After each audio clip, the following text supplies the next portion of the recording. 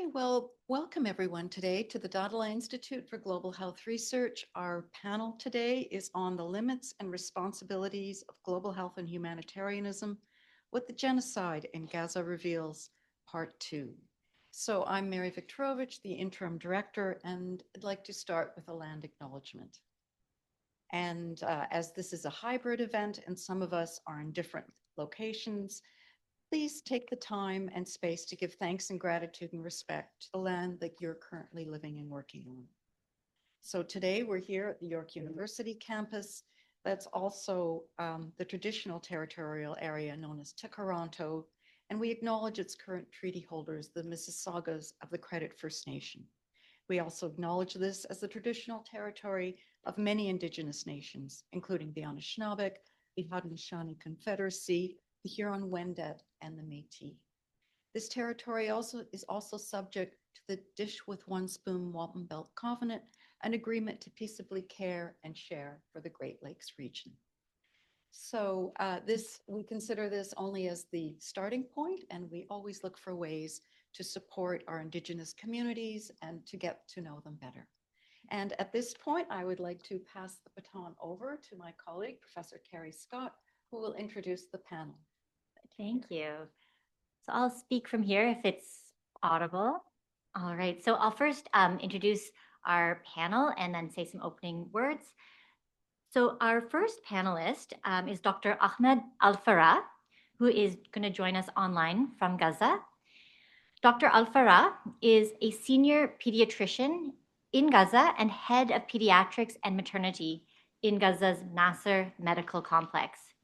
He has been reporting to the world across multiple media platforms and news stations about the catastrophic conditions in Gaza, and particularly the starvation and violence that Israel is inflicting on Gaza's children. Dr. Ola Ziara here is a pediatrician and global health expert from Gaza who now lives in Toronto. She is a Hubert Humphrey alumni, having completed a Humphrey Fellowship in Public Health at Emory University. And she joined Yale School of Medicine as an associate researcher. Professor Michael Link is Professor Emeritus of Law at the Faculty of Law, Western University in London, Ontario. He served as the 7th UN-appointed Special Rapporteur for the human rights situation in the Palestinian territories from 2016 to 2022. In addition to decades of work, research, and teaching on labor, human rights, disability, constitutional, and administrative law. We will also hear from, through a recorded presentation, Rachel Coughlin. Dr. Coughlin is a researcher at the Nossal Institute for Global Health at the University of Melbourne and is also a practicing physiotherapist, specializing in post-acute care, aged care, rehabilitation, and palliative care for people with disability, cancer, and progressive neurological conditions. So thank you very much for coming today, both in person and the many, many people joining us online. Gaza is about half the size of the city of Toronto. Not the GTA, just the city of Toronto. Its borders are closed and its citizens are trapped. They cannot flee. And the equivalent of 6 to 13 Hiroshimas of explosives have been dropped on them. Well over 75,000 people directly killed and tens of thousands more indirectly. Every university has been destroyed. 80% of houses. Food, bedding, medicine, fuel, medical devices, construction materials, even machines to clear the rubble. Every item needed for survival is being kept from them. This panel invites us to grapple head-on with the reality of this very dark time, which follows on a dark history going back over 80 years. We will hear about ongoing, manufactured, completely preventable death, hunger, destruction, and staggering injustice. We will hear about suffering that is hard to fully process. In some ways, this panel seeks to bear witness, to refuse to look away from Israel's ongoing genocide in Gaza and ethnic cleansing of Palestine, very much including the West Bank, to refuse to take the easier path of ignoring or moving on or refusing to name. But today is about more than suffering and bearing witness. It is about humanity. We will also hear about resilience and everyday heroism that is inspiring and humbling. It is about asking ourselves what we owe one another as humans who are born free and equal in rights and dignity in an interconnected world. What our positions and privileges here in Canada and elsewhere mean. We have to look hard at ourselves and our leaders, at our workplaces, the people we elect, the decisions we let them take, the products we buy, the conversations we have or don't have, the questions we don't ask. How has this been permitted?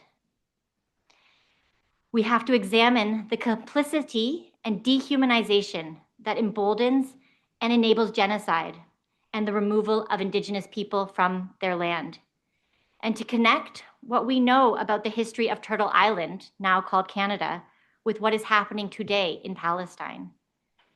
Truth, reconciliation, justice. What do we owe one another? What are we called to do? And where do we go from here? With this, I will turn it over to Dr. Al-Farah, joining us from Gaza. Over to you.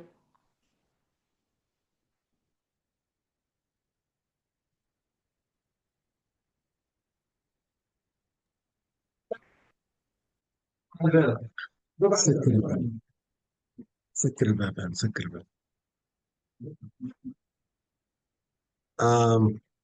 Good evening.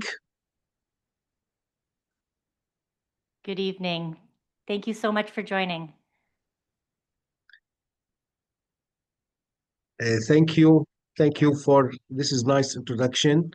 Thank you for my distinguished colleagues, my professors, my doctors, my brothers and sisters. This is a good honor for me to talk to you. This is a good pleasure for me to talk. I started by this first slide about my house, my home in Gaza.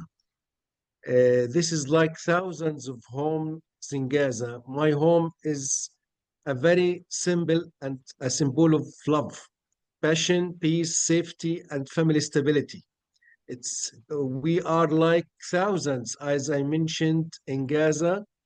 It was leveled on the 5th of April 2024. It was not only the building that was destroyed, but also the dreams, the ambitions we had nurtured for 10 years. Such barbaric acts stand as concrete evidence that the occupation deliberately targets everything beautiful. When I asked the neighbors why they destroyed it, we was evacuated from that place and we escaped to Al-Mawasi, Khan Yunis, and then to Rafah city. Why they targeted it? There is no military activity around it. They told me they destroyed everything beautiful. They destroyed everything belongs to something that Palestinian people can come back to live in it. So despite its demolition, the memories of our home remain alive and vivid in our minds and hearts. This is an example also for the destruction. This is inside the home. We can see the furniture and we after it was destroyed. Next. Okay, my friends,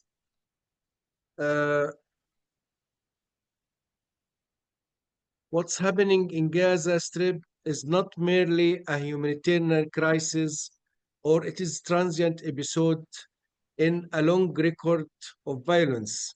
Rather, it represents a complete and deliberate collapse of the very foundation of human existence. This is most vividly seen in health sector, which has been exposed for more than 800 days to devastating attacks that have severely affected the core of its medical services and infrastructure. Next. Such crime deserve to be described as form of health or medical genocide. We prefer to talk about medical genocide in Gaza, given the catastrophic indicators that have overwhelmed the health and the humanitarian scene. We have to talk about the number of martyrs. They are nearly 70,000, including 22,000 children and 11,000 women.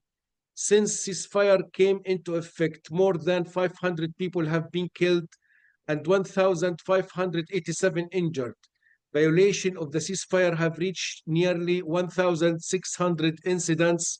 The number of martyrs among medical staff, more than 1,700, and more than 306 healthcare workers have been detained under extremely harsh conditions, subjected to enforced disappearance, and deprived of their basic rights. Ladies and gentlemen, I want to draw your attention at my speech is divided into 10 sections. Next. First section, we will talk about destruction of hospitals. We have to know that nearly 25 of 38 hospitals are out of service now in Gaza. The occupation has also destroyed 100,000 out of 137 primary healthcare centers and 163 educational institutions. This is one of the extreme or painful examples about destruction. This is a Shifa hospital. This is the reception room or the reception department of a Shifa hospital. This is the heart of the hospital. It provided people with the best medical services possible over the past 40 years. This is another imagination for Shifa Hospital. You can see how it was highly equipped and with everything, with the chairs, with TV, with the employee, with everything that was provided to be with all medical supplies, with imagination, with CT, with MRI, with everything was equipped to be the health sector corner in Gaza, especially in Shifa Hospital. Next. It used to provide nearly 60 beds, and it can be extended 120 beds. Really, it was the core institution for training for the Palestinian board program for doctors in Gaza. Next. It was appalling that a well-fledged plan was being carried out to devastate the medical deficit during the war. This is the emergency department of Shifa Hospital during the war. You can see the crowdiness. You can see two children are in the same bed because sometimes you put three children in the same bed, and sometimes there are patients or children are on the ground or on the floor. As you can see a lady here on the floor, another a man, a young woman, and a lot of crowdiness in the reception room. This is among the war. This is the horrible attack for Shifa Hospital after the Israeli troops had attacked it. You can see, you can imagine what happened for this hospital. It's something like earthquake. This is the picture of the reception room after being attacked or targeted. Even they tried to burn it after they attacked it and destroyed everything. You can see the seatbelt that we saw it in the before. Okay, this is section 1. We ended section 2. We are talking about devastation of children lives. We'll talk about one of a painful example. This is Dania Abu Muhsin. She's a lovely girl. Next. The night of December 2023, sleeping in 17 December 2023, while I was sleeping in my office, I woke up by the sound of a huge explosion that shook the entire building. We discovered that a tank shell had struck the patient room next to my office. Dania Abu Muhsin, the most cheerful girl in the section, had already lost all her family members and one of her legs had been amputated. Next. This is Dania Abu Muhsin while she was in the hospital. She was an amazing girl. She was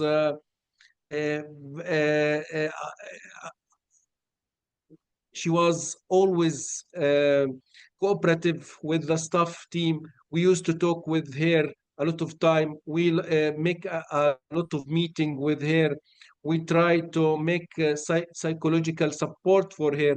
We asked her, Dania, what you prefer to be? She told us that she want to be orthopedic doctor in the future because she want to try to manage all the amputated girls and boys and children in Gaza because they lost their limbs and she wants to help them.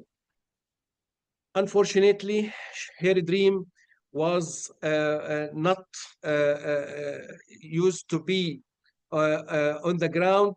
It was appealing to witness that shell had hit her head. Brain matter has been expelled from her skull and her blood was scattered on the wall near her bed. 1 week before this extremely horrific incident, Dani Abu Muhsin told me that her ambition was to become a doctor and be specialized in reconstructing amputated limbs. We shift to section 3. We will talk about famine and hunger. We have to remember that a total of 460 deaths have been recorded due to starvation, including 160 children. Around 100,000 children under the age of 5 years suffered from acute malnutrition, according to OCHA. We never imagined that kwashiorkor, once seen only in textbook and photographs, would belong to a child in Gaza. His skin is swollen and bloated with edema from protein deficiency. Nor did we imagine that marasmus would be described in an infant whose ribs protrude sharply and whose eyes sink into darkness from hunger. Next. I'll give 4 examples who I used to treat and deal with them in the hospital. This is these pictures before the famine and after the famine. We put these pictures to talk about the media that were talking or were sent by the Israeli media that this is propaganda. They are chronic cases. No, they weren't chronic cases. Some of them, yes, were chronic cases, but most of them, they have a primary malnutrition. For example, this is Dalia Mu'min Ahmed al-Najjar, Diala Mu'min Ahmed al-Najjar, 1 year and a half years old. She's looking healthy and well and smiling before famine. This is her picture in the hospital. She's on the mattress on the floor because there's no places in the hospital. As you can see, she lost her muscles. She lost her fat tissue, just skin over the bone. This is another example. Mayar Difallah Al-Araj, 2 years old. This is before the famine. Next. This is after the famine. You can see the ribs. You can see the bone, just the bone and the skin. You can see the skin changes that happened for her. Next. This is also Khulud Saeed Ishtawi. She's 5 years old before famine. Next. This is her picture after famine. You can see the skin changes that she have. Really, I studied medicine before 25 years ago. When we heard about vitamin A deficiency, when heard about vitamin C deficiency, scurvy, night blindness, rickets, beriberi, that disease, we thought that we will not see this disease on the ground, but unfortunately, we found that in Gaza. And I told all the media, all my colleagues, all my doctors, if you want to see the practical malnutrition, you come to Gaza and see this in the 21st century. Next. This is another example. Hassan Barbach, 2 years old. You can see he's healthy, he's laughing, he's blithering, he's smiling. This is before the famine. Next. This is Hassan after the famine. Unfortunately, the hospital couldn't help him because he came in last stage and all the nutrient at that time wasn't available. Unfortunately, he passed away. Next. Also, this is Dima Faris Mansour Abu Mor. This is her picture before and after famine. You can see the difference. Before the famine, she's in the seashore with her family in a picnic. She's swimming or sitting on the seashore, and you can see the other picture while she's in the hospital.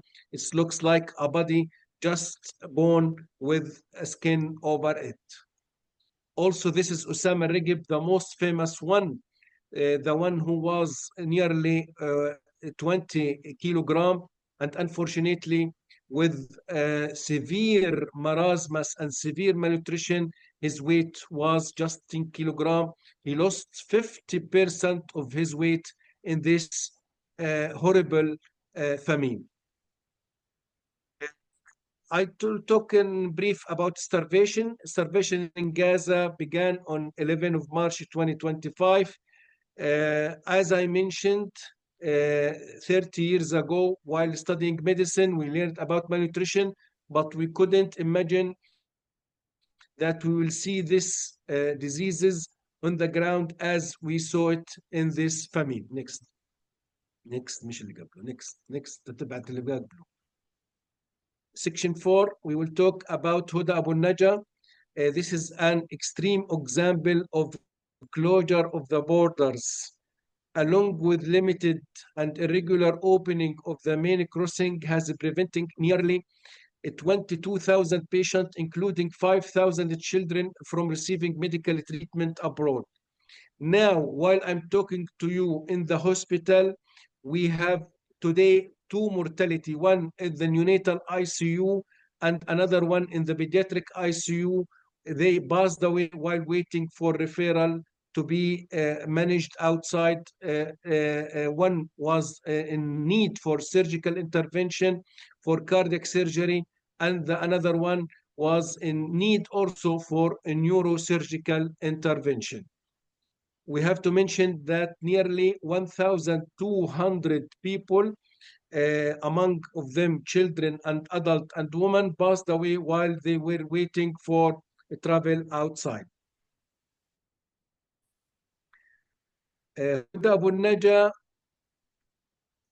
Naja is 11 years old. She was completely healthy before the famine. She used to be one of my regular patients in the clinic. You can see her picture before. This is Huda.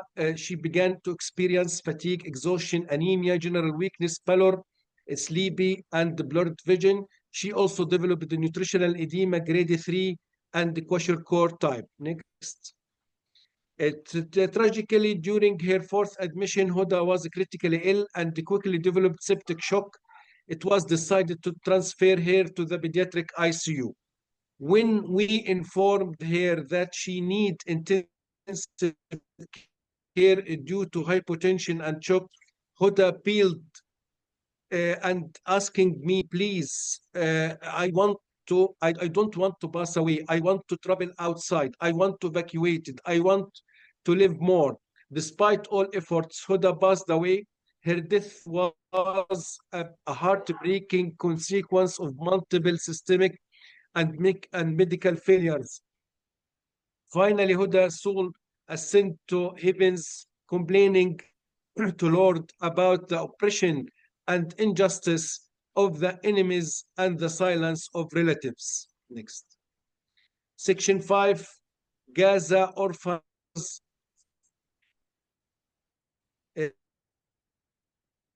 uh, 56,000 children have become orphans and now face an uncertain future due to war-related injuries and amputations. There are 4,900 cases of amputations and disabilities requiring assistive devices and long-term rehabilitation. This is an example. Sham Abu Rus, about 2 years old. She could hardly stop crying, so that she had been struck with shrapnel in the abdomen some days before. شغل الفيديو.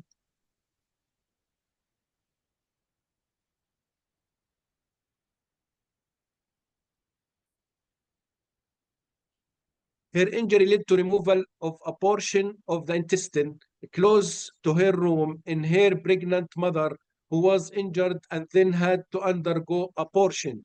Sham's father got martyred that night in the we have to remember that about 45 of essential medications are now out of stock. Around 60% of 66% of medical consumables are depleted. 84% of medical supplies remain unavailable.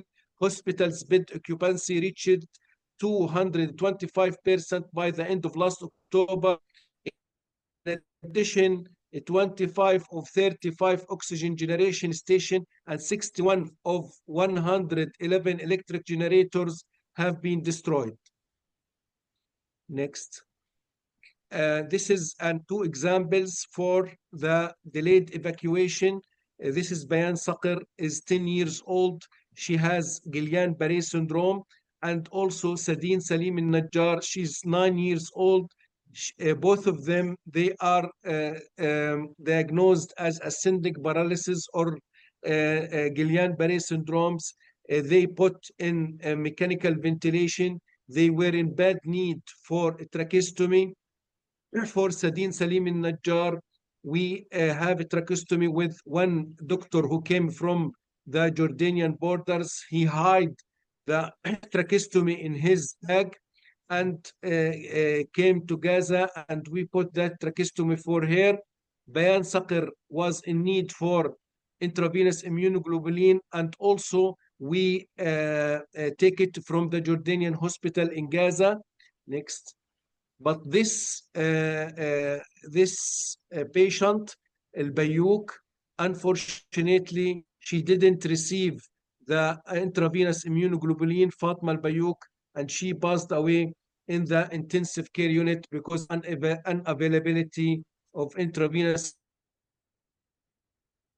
the suitable Guillain-Barré syndrome. Next. Section 7, hypothermia. We have to remember this winter alone, 11 infants have passed away due to hypothermia. Last winter, 25 similar deaths were recorded.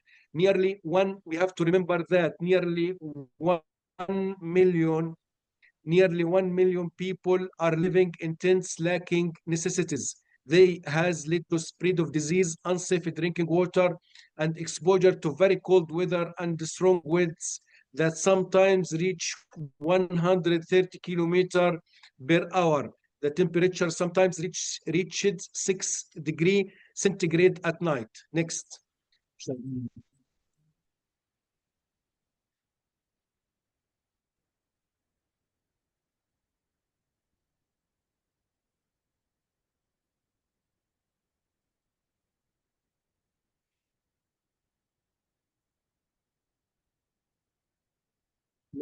The mother shouting, Hasbunallah wa ni'mal wakil, asking him because he's the only and the big judge about that to take her rights from the people who took her rights. Section 8, premature births, the destruction of health care and malnutrition doesn't spare the newborns. 33% of newborn babies were born prematurely. Around 100,000 pregnant and lactating mothers have suffered from malnutrition. 356 infants were born and died during this war. This is an example for a premature baby and the crowd prematurity in the reception in the neonatal ICU. Section 8, 9, entire family fully erased. About 2,700 families in Gaza have been erased from the civil records during the Israeli war. Have only one survival or one survivor from the entire family. I feel obliged to talk about the loss of someone whom I love very much. This man was my niece's husband. His name is Akram, and his wife is Khadija, and they have two lovely boys, Muhammad and Salah. They were completely targeted. All the family was completely erased from the civil record. This is their picture before and after. You can see Muhammad. Muhammad is smiling here before, and this is his clothes after the targeted by F-16, and all the family was passed away, and all of them, unfortunately, they were martyred. Section 10, broken hearts. I would like to conclude my talk today by telling you about someone dear in my family, Sana. Sana, my nephew's child, assist me happily in my clinic. She was gentle, active, loving life as only children do. You can see how she's beautiful and she was amazing. Next. شغل فيديو هذا فيديو.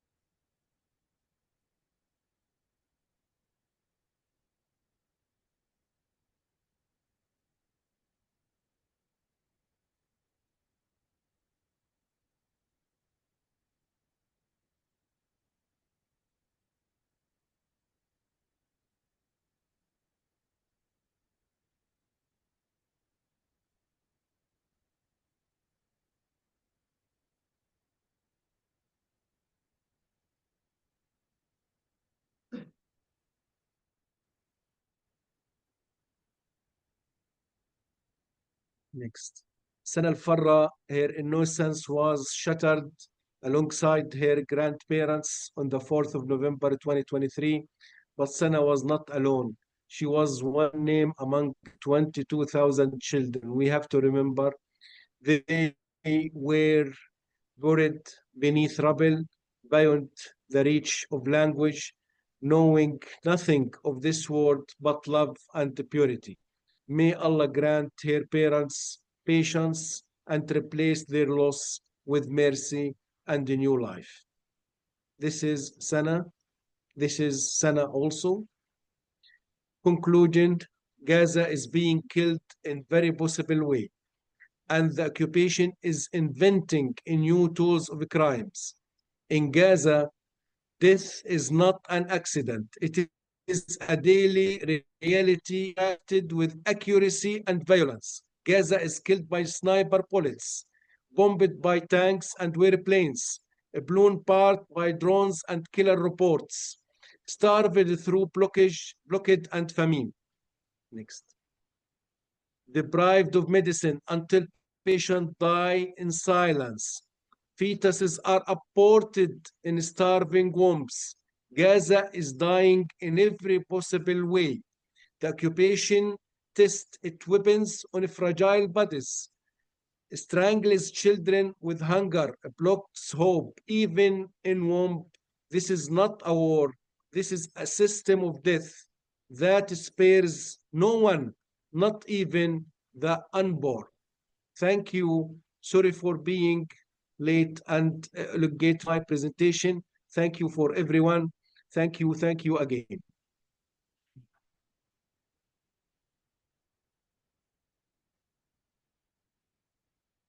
Thank you so much, Dr. Al-Farah. We'll hold the memory of your family, especially beautiful Sana, with us. So I'll turn it over now to Dr. Ola Diarra to speak to us about her work.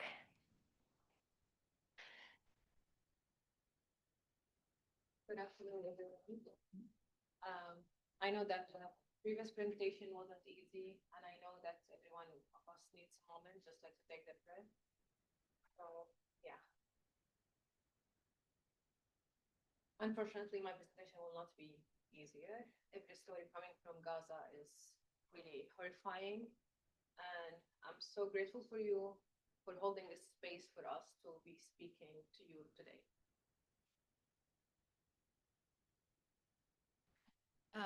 This is not like a usual presentation. This is a work and a project that I worked with Dr. Rachel Coughlin that I met in Gaza 5 years ago. We wanted to give the voices from Gaza a platform. We don't want to analyze them or speak on their behalf or do research about them or like having them over the news, but it's more like I am here today to give them a platform so you hear directly from them what they feel, how their life have changed over the past 2 years. I am originally from Gaza. I was born and raised in Gaza. I left Gaza only in the summer of 2023 to join my Fulbright fellowship at Rollins School of Public Health. And just 2 months in the US, the whole world changed. The war started, or the genocide started there, and I lost family member. I was able to evacuate my family, but we are scattered all over the world right now. I'm a pediatrician by training. I'm a global health specialist, and I'm currently in Toronto, and hopefully soon enough, I will be participating in and providing service in healthcare in Canada. We will hear a recording from my friend, Dr. Rachel. Hello, everyone. My name is Rachel Coughlin, and I am a public health and palliative care clinician, researcher, and writer based on Dja Dja Wurrung country just outside of Naarm, the Indigenous name for Melbourne in Australia. I acknowledge and express my deepest gratitude to the Dja Dja Wurrung people, the traditional owners of the land on which I am speaking from today and where I live, and equally my gratitude to all Palestinian people of Gaza, on whose land and by whose seas I've spent time. I'm indebted to Indigenous people in both places for the constant reminder that dispossession and destruction of home, city, country, sky, and waters are no match for their extraordinary endurance, resistance, hope, and truth-telling. Ola is about to give you a presentation that we gave together at the International Humanitarian Studies Association conference in Norway in October last year. And I apologize I'm not there live with you today, but it's the early hours of the morning for me here. Before I leave Ola to that, Ola asked me to share a little about my journey with the people of Gaza. My connection to Gaza started through PhD research on palliative care in 2020 and through listening to the stories and lived experiences of people in the context of serious illness, dying, and grieving. This is when I first met Ola, and I was mesmerized by her compassion, composure, and humanness in the stories that she shared with me. It's the storytelling journey of that research that I want to briefly describe in 2 key points. Firstly, palliative care as a healthcare discipline seeks to understand the whole story of a person to relieve their suffering in serious illness or injury, where a person's narrative underpins our enactment of compassionate and humanizing care. The Gaza research found that while the key goal of palliative care is the alleviation of pain and suffering, the suffering experienced in serious illness or injury in Gaza is directly tangled up with a collective and a social suffering of living under occupation through wars and now genocide. Caring for suffering others then becomes not just a medical or a clinical intervention, but a public health, social and political responsibility. And that caring fundamentally requires that we listen to and understand a person's whole story, not just their disease story, their past, present, and future. Secondly, in that research, the mandate for amplifying these stories was given to me directly by the people I spoke with. I hope that you can send our message in Gaza to the whole world, said one of the doctors involved in the research. He was not only talking about medical stories, but about the far deeper idea of sharing whole stories that are humanizing and truth-telling. I started sharing the voices of people from Gaza immediately after I returned that first time, particularly through media outlets in Australia and elsewhere. I've since focused on centering and amplifying Palestinian voices. And for me, that journey has been underpinned by that statement from the doctor in Gaza in 2020, underpinned by a beautiful excerpt from Mourid Barghouti's book, I Was Born There, I Was Born Here, that Ola will read out in the presentation shortly, and underpinned by a specific WhatsApp message from kidney specialist Dr. Hammam Allo to me just before or the morning before he was killed, which read, "Your shouting means a lot to us. Please keep it up." And underpinned by a call from Francesca Albanese to Australian journalists at the Australian Press Club in Australia, National Press Club in Australia in November 2023, in which she asked them to rehumanise the discourse. And of course, very few of them have. Amplifying whole stories is a way of expressing our compassion, our solidarity, and showing that we stayed and we cared. It is a way of combating dehumanisation and the invisibility of real people. It is a way of balancing stories of horrors and destruction with stories of resistance and hope, woven with snippets of what life was like before. And this storytelling and truth-telling is in itself a form of justice-seeking. Storytelling and visibility need to stay at the heart of our efforts towards justice-seeking and future self-determination. So the project that Ola and I embarked on last year, told through this presentation, set out to explore the ordinary lived experiences of Palestinians in Gaza working in different capacities during a genocide. In January 2025, United Nations human rights experts wrote, "The heroic actions of Palestinian medical colleagues in Gaza teach us what it means to have taken the medical oath." These experts were referring to the moral courage, leadership, and supererogatory acts of our healthcare colleagues. But such principled action could also be said of civil defence personnel, journalists, school teachers, writers, university lecturers, soup kitchen volunteers, musicians, surfers, and colourful clowns who buoy the spirits of children.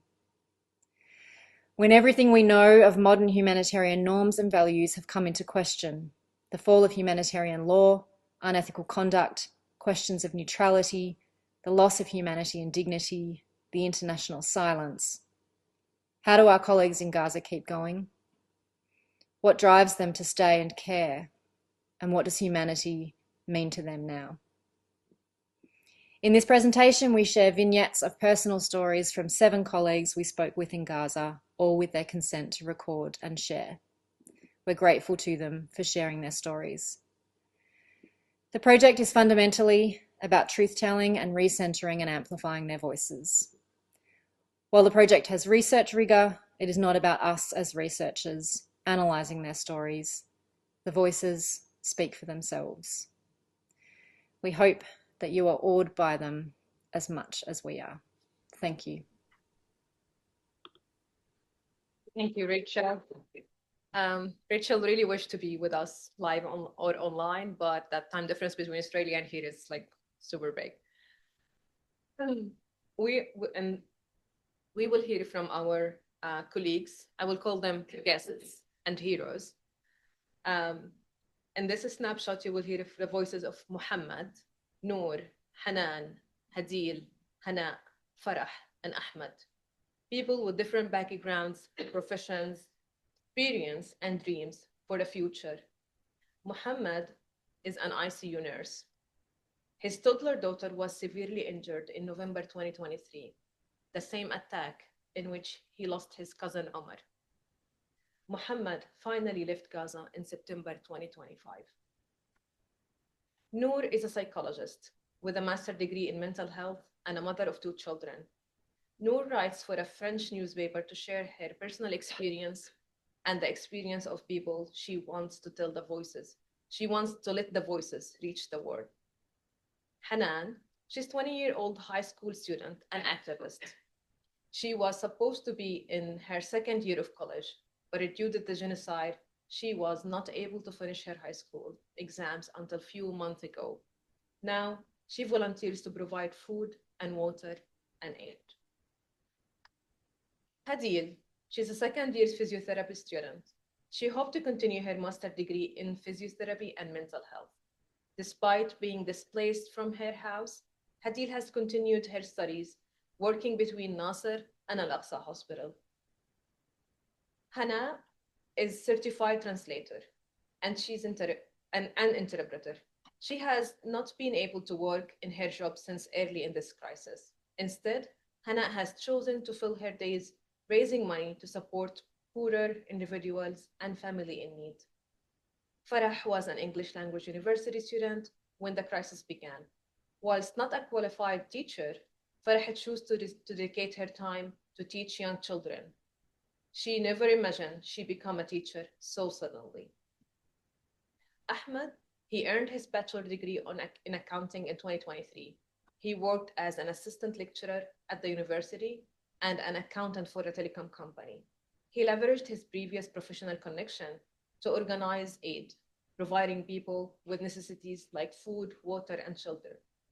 Ahmed has been injured 3 times and has been saved along with his family from under the rubble.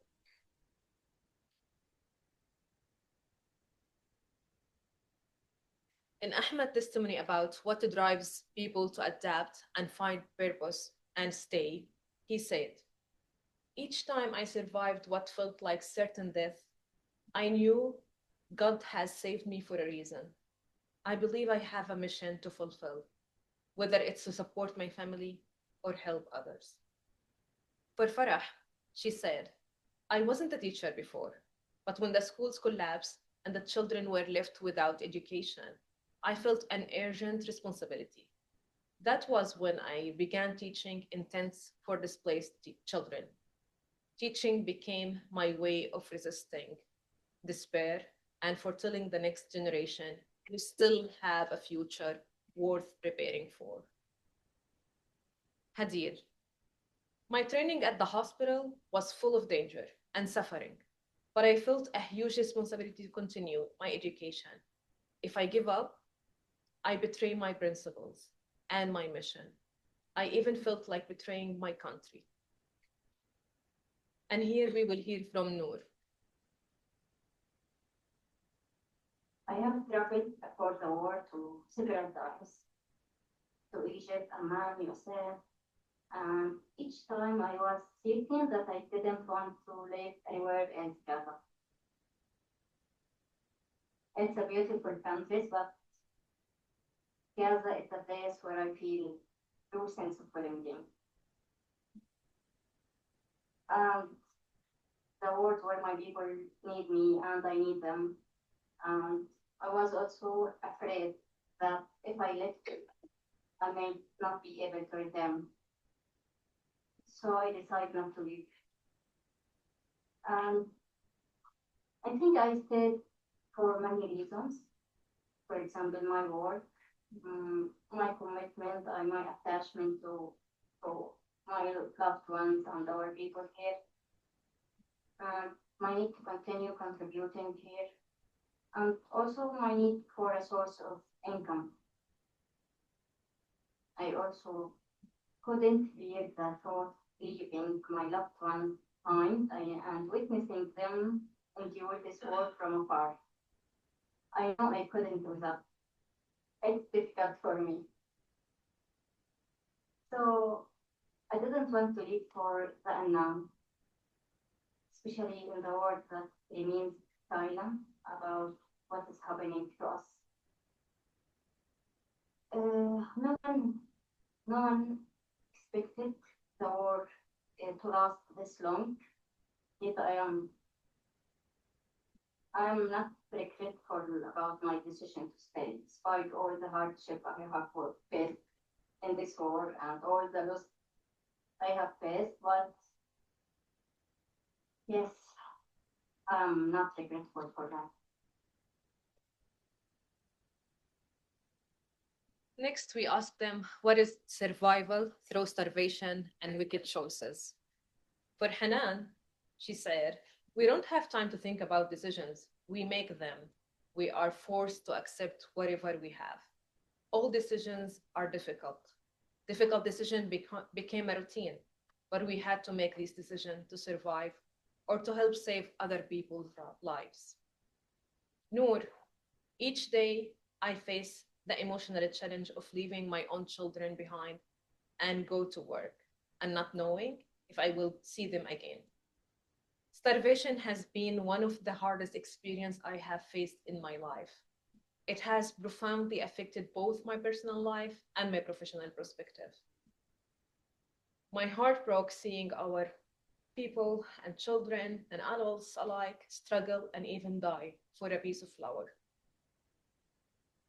Often we pretended to be full to save what little food we had for our children.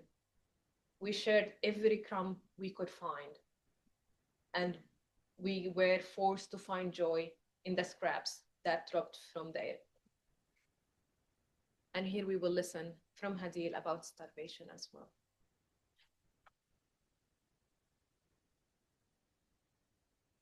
انا مش هقدر احكي لك انا كان عمري 22 سنه وعجبت ان انا جعانه انا بفتح السوشيال ميديا كنت افتح السوشيال ميديا الاقي الناس الاكل والشرب يعني حتى ما حدا فكر على الاقل يتوقفوا عن نشر الطعام يعني على الاقل ما تنشروا يعني كلهم متسكتين اوكي ما بتعمل شيء بس على الاقل ما تنشروا. In the next video, we'll hear from Dr. Muhammad, who is an ICU doctor, and he will explain what does starvation mean when he's treating patients. المرضى طبعا انت عارفه لما حد بيعمل عمليه حاجه لازم النيوتريشن يكون كويس عشان الهيلينج تبعه.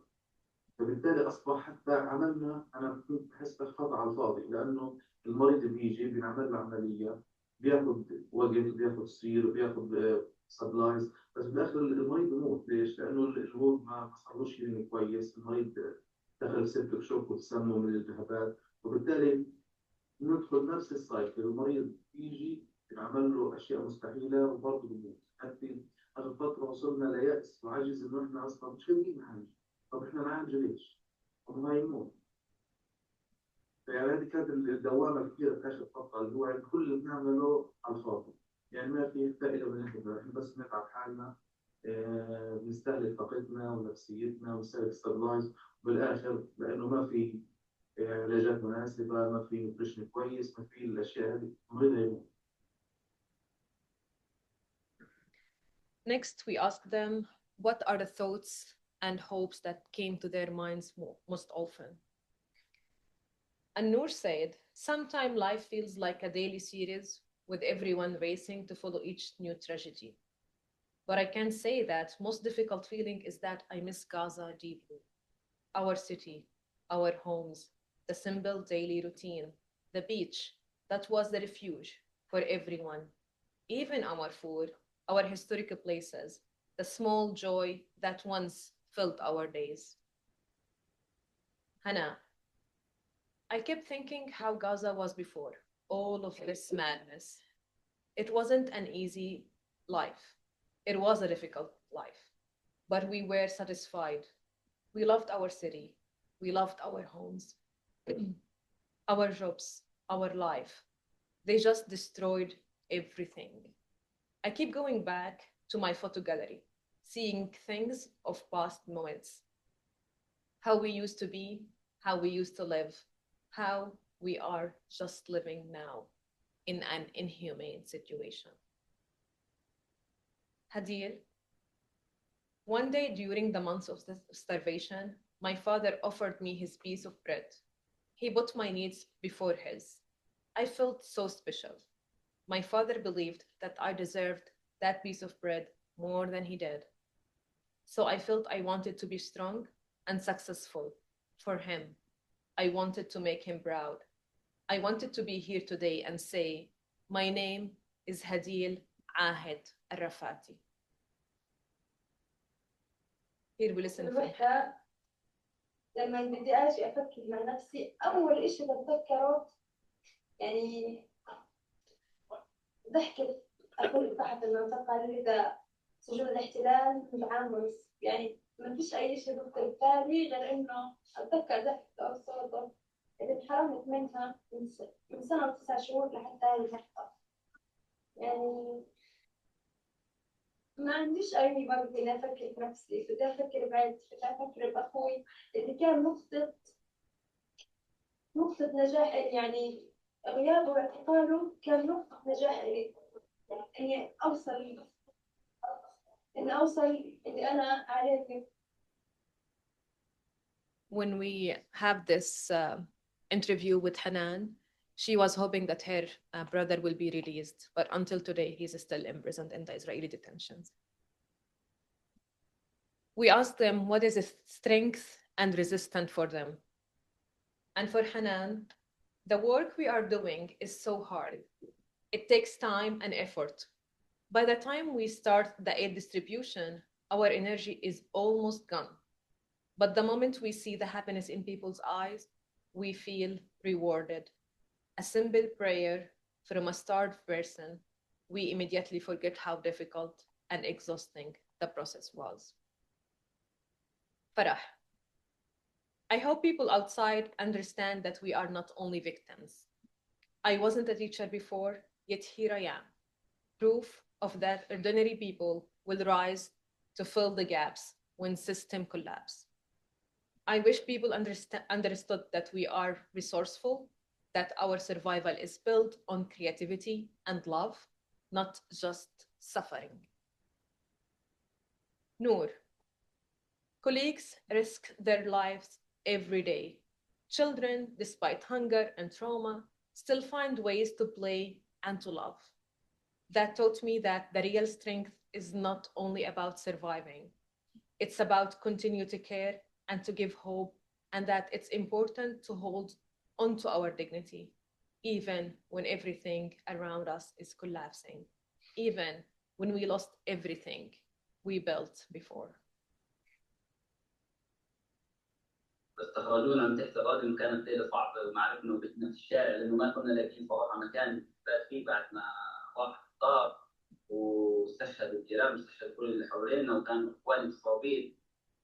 استغربت من نفسي يعني ثاني يوم الصبح لبست طلعت على دير البلح كان عندنا مشروع بدنا ننفذه يعني حتى رنوا علي كانوا بدهم يعرفوا الموضوع قلت لهم لا طبعا بدنا ناجل الموضوع ورحت اشتغلت وما كان يعني صراحه اللي كان يسالني عن الموضوع شو صار معي لله احسه شيء ثاني مع انه الشيء طبعا مش ثاني وقربنا نجينا من الموت صار مش طبيعي ولا عمره راح يصير طبيعي لكن صارت عندنا حاله من عارف مش تأقلم هي اجبار انت ما عندك خيارات يا بدك تقضي وقتك في الحزن والندم ليش ما عملنا وليش سوينا يا بدك تكمل حياتك فانت بتختار انك تكمل حياتك.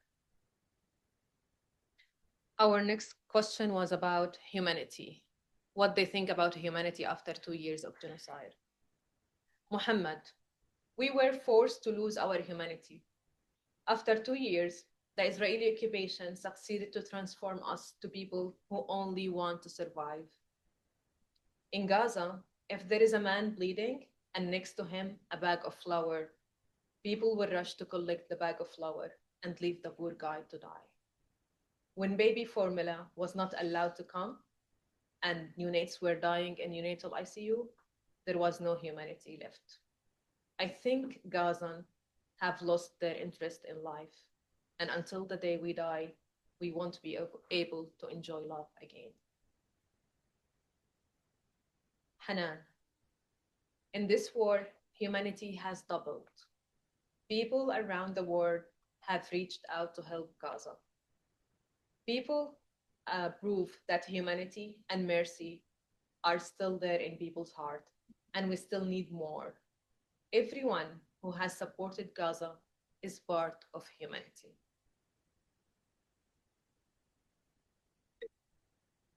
Dr. Muhammad is my cousin, and his daughter, who is in the picture, she was injured by a shrapnel to her head when she was 1 year old. Actually, they couldn't find her in the room. By the power of the bomb, she was forced to the next room. And at that time, she had convulsion, she lost her milestone, and she couldn't speak, she couldn't cry, and her situation was really bad. But she was evacuated outside Gaza after her trauma, and today she's feeling much better. When I asked Muhammad about humanity, he told me, part of my work at Al Auda Hospital was administrative. I was encoding patient data and reports of patients who were injured in January, then again in February, and then in April, before their final entry as martyrs in June. I myself was injured twice. During the last 3 months, the hospital was hit 2 or 3 times every week. We lost hope in everything. We felt like we were just waiting for our turn in the light of death. Honestly, after 2 years of war, there is no benefit of medical personnel in Gaza. There is no medication, no beds, no operation room. Patients are malnourished, and they will die anyway. I felt my presence in Gaza was helpless. And that was September 2025, when Muhammad was evacuated because he had a master scholarship in Ireland. The family was reunited finally in Turkey. Through their stories, Palestinians in Gaza who have endured the past 2 years of genocide reveal that it's their actions and motivations carried out in extremis that exemplify what it truly means to be humanitarian and human. The very act of sharing and amplifying their own narrative, something rarely seen in the mainstream discourse over the past 2 years. It itself a form of visibility, solidarity, bearing witness, justice seeking, and healing. And as the late Palestinian author and poet Mourid al-Barghouti said in his book, the cruelest degree of exile is invisibility, being forbidden to tell one's story for oneself. We, the Palestinian people, are narrated by our enemies. In keeping with their presence and our absence, they label us as it suits them. The weaker party in any conflict is allowed to scream, allowed to complain, allowed to weep, but never allowed to tell his own story. In this sense, the entire Palestinian people is exiled through the absence of its story. Thank you so much.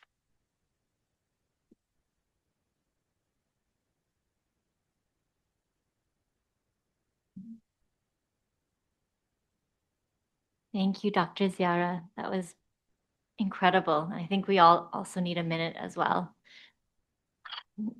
And while we take that time, I'll invite Professor Michael Link to come forward. And I think it's really incredible how we've brought three different perspectives together. And I think we'll be looking for that historical context, that larger international legal context to maybe help us find some sense and some direction in this. Thank you. Thank you very much, Kelly. Right now.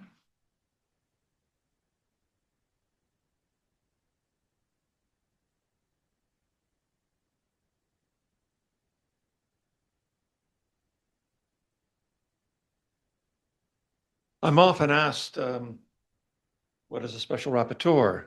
And I explain, the formalities. We're probably about 60 different human rights experts that have been appointed by the Human Rights Council to have specific mandates. There's the Human Rights Special Rapporteur for the right to food, the right to housing, the right to be free from torture.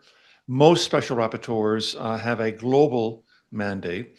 And then there were about a dozen of us who had a specific geographic mandate. The human rights, the special rapporteur for human rights in North Korea, in Myanmar, in Cambodia, or in my case, in the occupied Palestinian territory. We're unpaid. We have a mandate of 6 years. Most of us, not all of us, but most of us turn out to be university professors because we have perhaps both the expertise that our training has given us, and we also have jobs that are flexible enough to allow us to do this work in addition to the teaching, the research, the university service work that we're expected to do.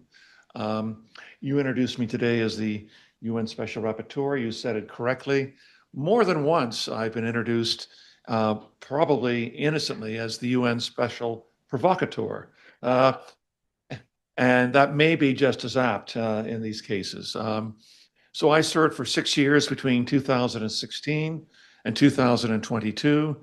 My work or my obligations towards the UN were to draft 2 detailed reports a year. I would give one in March to the UN Human Rights Council in Geneva, and in October I would give another one to the UN General Assembly in New York, a total of 12 reports in total. I would have covered various legal, political issues dealing with the Israeli occupation. I'm proud of my reports. I'll just tell you briefly one that I think did have a lasting impact. I wrote a report about the 4th or 5th time my reports were due on what may seem like an esoteric topic called illegal occupation. And I had analyzed the issue that everybody had treated the Israeli occupation as long-lasting, perhaps too long-lasting. By the time I became Special Rapporteur in 2016, the occupation had gone on by that time for 49 years. The rule of thumb in international practice and in international law was that an occupation would last perhaps a maximum of 8 to 10 years. And it was obvious with Israel building settlements, building roads, building industrial parks in the occupied Palestinian territory, that it wasn't planning to leave. That was planning to make this permanent. It was planning to annex this. So I wrote a report saying that at some point, a lawful occupation can become illegal if it crosses the bright red line into annexation and permanence. And that then I spent a considerable amount of my time afterwards as Special Rapporteur lobbying and pushing and speaking about the need for the UN General Assembly to pass a resolution to ask for an advisory opinion on this very issue to the International Court of Justice in The Hague, which is the highest ranking international court in the world. And eventually, this wound up happening 7 months after I finished my time as Special Rapporteur. The UN General Assembly passed a resolution asking for an advisory opinion. This went to the court. That was December 2022. We appeared and argued the cases in February of 2024. Canada said, "Oh, court, you shouldn't answer this question. Really, the parties should go back and negotiate. That's the only true process for reaching this." In July of 2024, the court came out with its stellar opinion, which is probably one of the most important of the hundreds of rulings that the International Court of Justice has issued in its 80 years since it was formed in 1945 at the same time as the UN. And it said that, and I'll come to this, the Israeli occupation is unlawful. So there is an impact that special rapporteurs can do. And I made some modest ones with respect to that. I think they pale in comparison to the extraordinary voice that my successor, Francesca Albanese, has been making. And the higher her voice, the louder her voice, the higher her profile, the more vicious the attacks that have occurred on her. If any of you want to read more about this, I published a piece about Francesca Albanese on Monday in the American online version of Mondovice. And I urge you all to want to read that if you want to know more about these attacks. She said in an interview or in a panel that she did with Al Jazeera by video conference that she talked about that international law has been stabbed in the heart. We have to recognize why that has happened. And it's happened because of finance capital, high tech and algorithms. And she went on to say, this, my friends, is the common enemy of humanity. And a UN affiliated group, which is entirely private, called UN Watch, which had been my nemesis and the nemesis of the people before me as special rapporteur, took her 4-minute presentation, edited down, and had her saying, Israel is the common enemy of humanity. And then a big firestorm wound up arising where the French foreign minister, the German foreign minister, the Austrian and the Czech and the Italian foreign minister all called for her to be dismissed or for her resignation.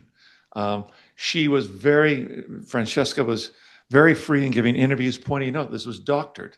And then you begin to see slowly this retreat by retreat from these foreign ministries as for this call with respect to that, realizing that this anger and attention that they'd given to a doctored version of what Francesca had said, which far exceeded any kind of wrath that they directed towards Israel for what had happened between October 2023 and today with respect to the genocide. I thought it was a pretty shameless display of hypocrisy by them. But B, again, my admiration for Francesca, already very high, only rose with the dignity in which she wound up answering and pointing out those distortions to her record, and which tells you in a way that those who wind up criticizing the critics with respect to the apartheid, the genocide, really have left with very few, if any, honest arguments left with regards to this. So my presentation is going to be, I'll try to be efficient with respect to this. It's going to be on international law. And the first half, I just want to take you through the areas, the particularly important areas of international law and how they apply to the Israeli occupation, the now 58, almost 59-year-old occupation of Palestine and the Palestinian occupied territories. And in the second half, I will deal with health and genocide in Gaza. But I do this in order to be able to point out the long history, if you like, of defiance of international law, of lawlessness, and the refusal to wind up obeying obligatory UN resolutions on a number of topics. So very briefly, you're probably all familiar with this kind of map. You can see where Gaza is. The West Bank has been divided up from the Oslo agreements into 169 separate isolated territories, which are under so-called Area A, under the formal authority of the Palestinian Authority. Some may say it's the Palestinian Authority without authority with respect to this, because the entirety of Gaza, the West Bank, and East Jerusalem are under formal occupation as determined by the United Nations. But you get a sense of where the geography of the area is. I always want to point out in whatever theme I've been asked to speak to a public audience, that first and foremost, I think you have to understand how highly unequal this struggle, this domination, this subjugation winds up being. Militarily, obviously, Israel is the strongest military power in the region. It's the only nuclear power in that immediate region, while the Palestinians have, if you like, police armory with respect to their ability to carry out security and protection of their own population. Economically, Israel enjoys a European-style standard of living with a GDP around $60,000 per head per capita for each Israeli citizen in US dollars, where the Palestinian standard is around $2,500 per capita, which is 23 times higher. Territorially, obviously, Israel is the dominant power between the Mediterranean Sea and the Jordan River. The Palestinians have, if you like, municipal-like rule over that 18% of the West Bank that I was able to show you. Diplomatically, Israel is the enduring power of the United States. We can all imagine the difference that winds up making, and to a lesser degree to the EU. The Palestinians have strong support in the global South, which has its own memories of colonialism and underdevelopment. And in many ways, Gaza became, if you like, a dividing line between the global North and the global South during the genocide. The only area where there's parity is on the demographics, where there are probably about approximately 7.5 million Palestinian Arabs and 7.5 million Israeli Jews living between the river and the sea. The importance of international law. This is a lecture all in itself, which I won't give you with respect to that. But there were three particular areas of international law that wind up applying to Israel's occupation of the Palestinians. International human rights law, and there are a number of important conventions which wind up applying there, particularly the 1948 Convention on the Prevention and Punishment of Genocide, the 1965 Convention on Racial Discrimination, the Convention on Women, the Convention Against Apartheid as well. International humanitarian law, which I'll explain a little bit later, it governs the laws of war and of occupation, and that belongs to the 1949 Geneva Conventions, which virtually every country in the world, including the United States, including Israel, have signed on to, as well as the 1977, and I should put in there the 2005 protocols. And international criminal law, which began with the Nuremberg trials and the Tokyo trials in 1945-46, reached their culmination with the 1998 Rome Statute, creating the International Criminal Court. So, a couple of quick areas with respect to the application of international law. First of all, is that the Israeli occupation of the Palestinian territory is unlawful, as I had mentioned a few minutes ago. And this comes from the advisory opinion given about 20 months ago by the International Court of Justice on a question put to them by the United Nations General Assembly. And this is the key passage here. The sustained abuse by Israel of its position as an occupying power through annexation and an assertion of permanent control over the OPT and continued frustration of the right of the Palestinian people to self-determination violates fundamental principles of international law and renders Israel's presence in the occupied Palestinian territory unlawful. They said in their remedies, the court said in July of 2024, this must be ended by Israel completely and as rapidly as possible. 2 months after this, the UN General Assembly passed overwhelmingly 124 votes in favor out of the 193 nations that are members, a resolution which accepted and endorsed the ruling by the International Court of Justice, and then changed it to say that Israel must end its occupation and evacuate all of its settlers and settlements within 12 months of this resolution, which meant that September 18th, 2025, the occupation should have been ended. The occupation is going the other way.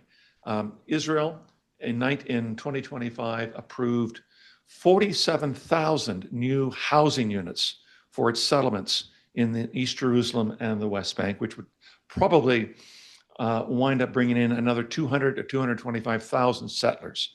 There are presently over 400 settlements and roughly 750,000 Israeli settlers, increasing by between 15 and 20,000 settlers each year. This is in spite of the fact that the UN, as early as 1971, said that the settlements must end, and that the Security Council had said in 1979, these are violations of international law. Israel has not paid attention to it, primarily because of the diplomatic shield that has been given by the United States.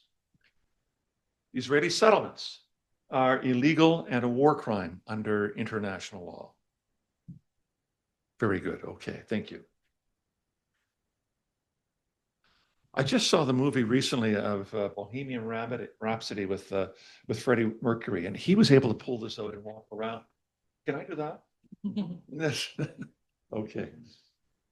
Okay, so to be very clear, and again, very efficient with respect to this, these settlements are the cornerstone of Israeli occupation. They are illegal under international law.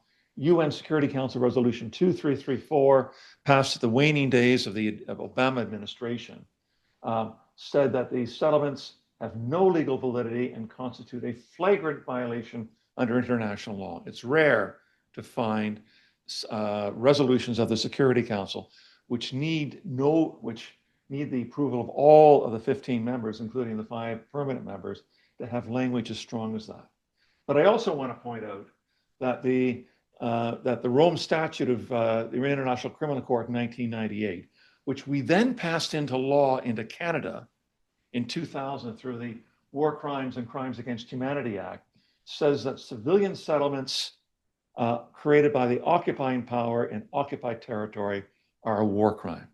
So it is perfectly legitimate to be able to say that they're a war crime. And if they're a war crime, why is any country, perhaps my own country, allowing a free trade agreement with Israel that recognizes the settlements as part of Israel, therefore allowing goods and services coming from these illegal Israeli settlements into Canada duty-free when they should be banned altogether, that we allowed charities to send millions of dollars a year from Canada tax-free to the settlements to be able to grow and prosper. As I said, they're growing by 15 to 20,000 settlers a year.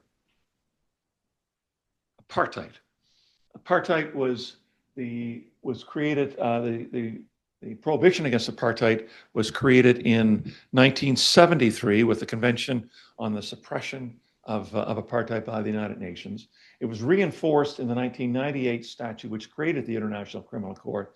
And both of them have this common definition of what apartheid is. There exists an institutional regime of systematic racial oppression and discrimination established with the intent to maintain the domination of one racial group over another, which features inhumane acts committed as an integral part of the regime.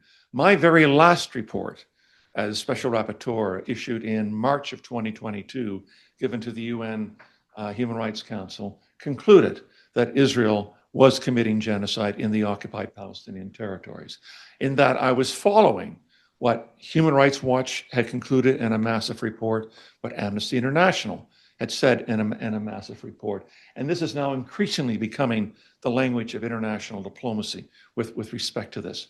When you consider at its very ripest, the fact that there are over 400 illegal Israeli settlements in East Jerusalem and the West Bank, who only Israeli Jews or foreign Jews can wind up living on expropriated Palestinian land, using Palestinian resources like land and water and quarries in order to maintain and wind up expanding. This is the classic definition of apartheid. And the Rome Statute, remember, was passed in 1998, 4 years after the end of apartheid in South Africa. So it wasn't meant to be an historical document looking backwards. It was meant to be a human rights document looking forward in order to be able to ensure that any examples of racial domination, systematic racial oppression in the future would be captured by the definition of apartheid. And in my larger PowerPoint, I have a number of people, prominent personalities who wind up saying this. This is Michael Ben-Yair, who was the Attorney General of Israel during the time of Yitzhak Rabin and Shimon Peres. And he said in 2002, "It is with great sadness that I must also conclude that my country has sunk to such political and moral depths that it is now an apartheid regime. This is a one-state reality with two different peoples living with unequal rights." I think that's a fairly powerful statement from a prominent Israeli personality. Genocide. This is the classic definition of genocide, which we find in the 1948 definition of genocide, Convention on Genocide, and again repeated in the Rome Statute of 1998, which created the International Criminal Court. Genocide means you have to prove two things. One, you have to prove genocidal acts, which are these 5 acts. You only have to prove one of the 5 in order to be able to establish a genocidal act having been committed. But you also have to establish a genocidal intent. You see that on the second line of the first paragraph there. You have to be able to show that it was the deliberate intention of the military and or political leaders who had ordered and controlled the military, that they were intending to destroy in whole or in part a national, ethnical, racial, or religious group. And many commentators, and there have been many definitive studies done on genocide in Gaza in the last several years. We have substantive reports by Human Rights Watch, by Amnesty International, by Doctors Without Borders, Médecins Sans Frontières, by Physicians for Human Rights Israel, and we have the ruling, the interim ruling by the International Court of Justice in January 2024 on an application being brought to the court against Israel by South Africa under the Genocide Convention, which said that, that there is a plausible case has been made out by South Africa, and this will proceed to full trial. Alas, the hands of the wheels of justice move very slowly. It was over 2 years ago. We're not likely to hear the hearings between Israel and South Africa until late this year or early next year, with another probably 6 to 8 months before it happens. The only good thing is that the evidence with respect to the establishment of genocide, I think, is so much more powerful today than it was 26 months ago in January 25 months ago in January 2024. And the arguments, I think, in terms of genocidal acts would include A, B, C, and D as well, not E, but the first 4. And as I said, all you have to do is establish just one of those in order to be able to make up a case of a genocidal act. And within the deliberations of the court, these are some of the kinds of statistics that they will wind up be looking at. There's at least 72,000 Palestinians have been killed.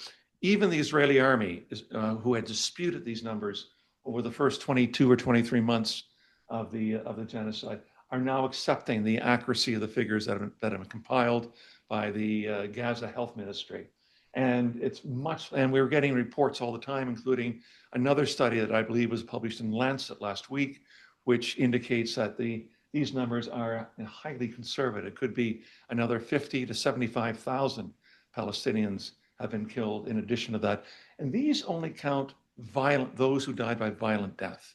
It doesn't count those who lost access to medical care with respect to the destruction of the healthcare system in Gaza, or the way we lawyers would say, who died but for the fact that there was a war on and a genocide in Gaza.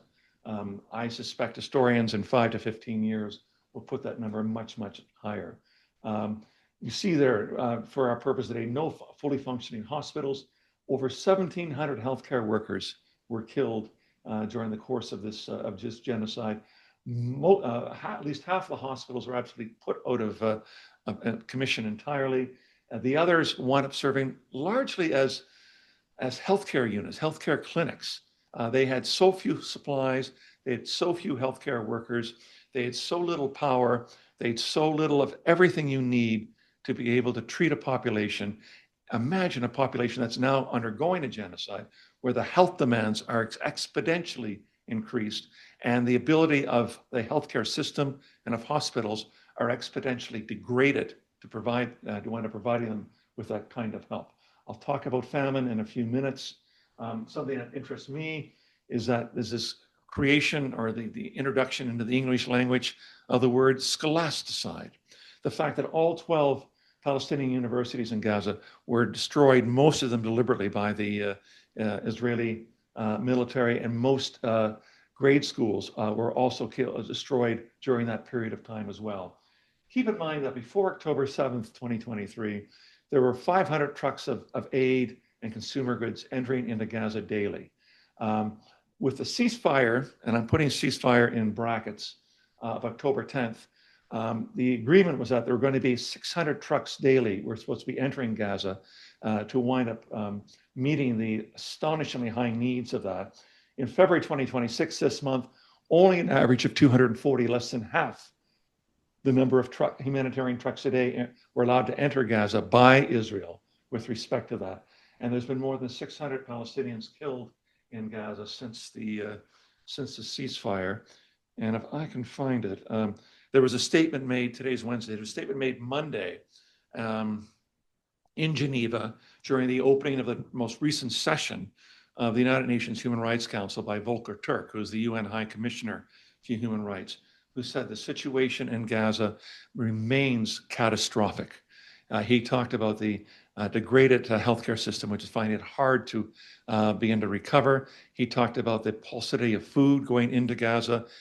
He and others have talked about the fact that what food is going in tends to be non-nutritious food, and food that is not what people who have been starving over the last while wind up needing. 5 minutes, okay.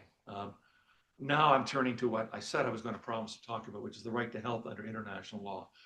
First of all, it's a fundamental human right. The World Health Organization has said without the right to health, other rights wind up having little meaning to this. Health, being, if you like, is the first among equals with respect to this. We see a classic statement of the right to health in the 1966 International Covenant on Economic, Social, and Cultural Rights. And the right to health is also protected in a number of other human rights treaties and conventions as well, including on the rights of the child, elimination of discrimination against women, and the rights of persons with disabilities. And to be very clear, and this really goes to the heart of what I want to talk about, the right to health is fully protected in times of war and occupation. That's laid out in the Fourth Geneva Convention and its 2 subsequent protocols. Even wars have rules. Occupying powers, militaries, and armed groups must, to the fullest extent available to it, protect the sick and wounded, protect civilian hospitals and healthcare workers, ensure the delivery of adequate medical supplies and food, and ensure medical services, public health, and hygiene are protected and provided. And then we have this UN Security Council Resolution 2286 passed in May of 2026, which in great detail lays out the kinds of protections that I think are reflective of international law, affirming the strong protections for health facilities and health and humanitarian workers in zones of conflict. And mostly, and most importantly, at the bottom, armies and armed groups must always strictly distinguish between civilians and combatants. So the right to health and the genocide. I'm going to speak very, very briefly about 4 instances that I think we should all be paying attention to. The first has to do with the destruction of Al-Shifa Hospital in Gaza City. Al-Shifa was the biggest and probably offering the most greatest range of healthcare services in Gaza. This is it after the second Israeli attack on it in March and April of 2024 and put almost completely out of service with respect to that. It first attacked it in mid-November 2023, then again 4 months later. Israel's claim was that Hamas used the hospital as a communications center. There was a tunnel underneath and a command center underneath as well. The point is that after a lot of investigation of these Israeli claims, proof has been lacking.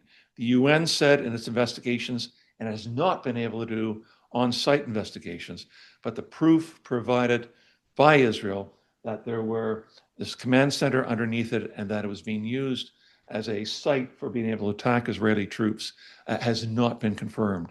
And any of the proof that has been provided, either through video by Israel or by pictures of Hamas insignia or rifles, was too insufficient to be able to say that it would justify an attack on the hospital. The other justification used by Israel is that hostages, Israeli hostages captured on the 7th of October, were being held there. And I think the only, there was video of 2 of the Israeli hostages being brought to, I think it was Al-Shifa Hospital. But the result, at least the explanation given back, was that they had been injured and they were there for treatment. Certainly the statements made by the United Nations with respect to these attacks in Al-Shifa. And then after that, there had been initially graves created by the staff at the hospital after November of those who've been killed, Palestinians have been killed at the hospital, and then put into mass graves. But there were 3 separate mass graves found after April 2024 in and around the grounds of Palestinians. And these weren't Palestinian fighters, they were people. Some of them still had IVs connected to them. Some of them were without heads or in body parts. But it appears that from all the proof of those who've done a review of the graves, that these would have been civilians with respect to that.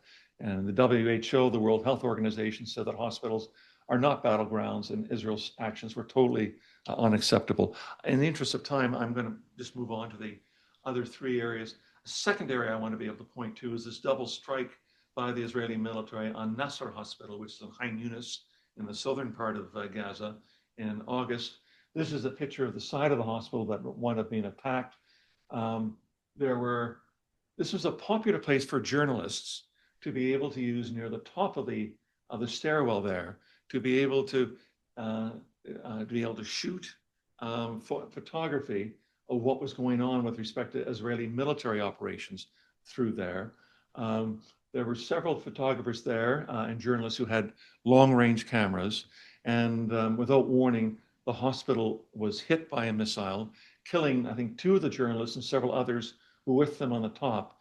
And of course, when a missile strikes, when there's damage done and when there are casualties, there's a rush of healthcare workers and other journalists to there. And a second strike then hit 5 minutes later, killing 18 others and wounding over 60 others with respect to this. There were 5 journalists in total that were killed. They are among the almost over 300 journalists who lost their lives during the course of the war with respect to this. Again, there was outrage in statements being made by the United Nations, by Médecins Sans Frontières, and by other health-related organizations with respect to these attacks. The first one was unjustified, and the second one likely probably would have counted as a war crime, knowing that who would have been rushing in to want to be able to do the saving. The third one is a very painful exercise of what had happened during the course of this war. Almost 12 months ago, there were, at nighttime, there were 2 ambulances that were responding to a call along the coast in Gaza. They were in ambulances, they had the lights flashing, and they were stopped and attacked by the Golani Brigade of the Israeli army, who shot and killed all but one of the ambulance, the emergency responders to them.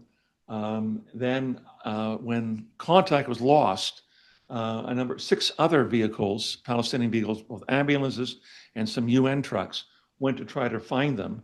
And they too were one of being attacked and killed, and only 1 other of the Palestinians there wound up surviving.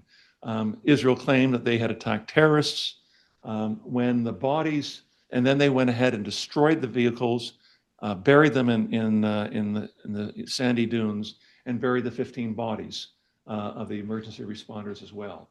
And the first version was they had killed terrorists.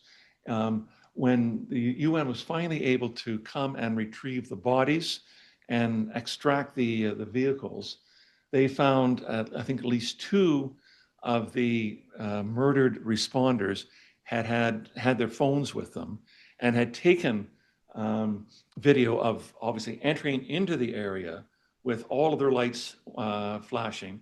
And then with the video running, they could hear the shooting. And a determination made by Forensic Architecture, which is a renowned organization based in London, England. They released a report 2 days ago on Monday. It should be easy to find on social media. They did a detailed survey along with animation of what wound up happening. That's just 2 minutes left, isn't it? Okay, and thoroughly debunked the Israeli shifting arguments as to what wound up happening with respect to this. This very clearly would be the very top of the list of the war crimes that would be investigated when investigators are allowed into Gaza. They'll be at or near the top of the work that they're wind up doing. I have one more, and that just happens to be with the issue of starvation as a method of warfare.